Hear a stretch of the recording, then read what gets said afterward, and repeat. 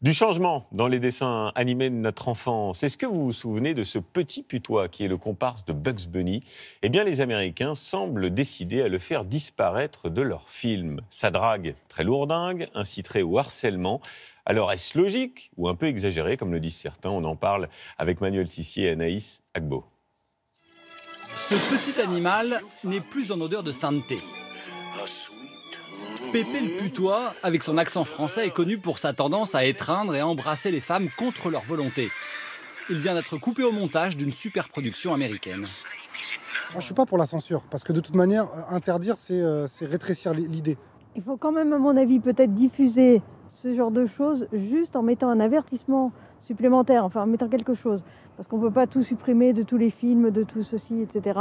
C'est un dessin animé, mais un dessin animé, c'est aussi fait pour éduquer. Donc ça fait partie de l'éducation des enfants. Donc c'est important aujourd'hui de ne plus véhiculer ce genre d'images. Pépé le putois devait apparaître dans ce film d'animation avec le basketteur LeBron James. Mais son comportement avec les femmes a été jugé problématique par la Warner, producteur et distributeur du long métrage. Pépé le putois a donc été effacé et certains le regrettent. Pépé le putois est montré comme un personnage comique pendant tous les épisodes qui ont jalonné sa très très longue carrière, puisqu'il date de la moitié des années 40. Je ne pense pas qu'un seul enfant ait pu se dire que c'était une bonne idée de sauter sur son petit camarade parce qu'il avait vu Pépé le putois. Faut arrêter avec ces bêtises, honnêtement. Cette tendance, parfois appelée cancel culture, touche aussi Disney.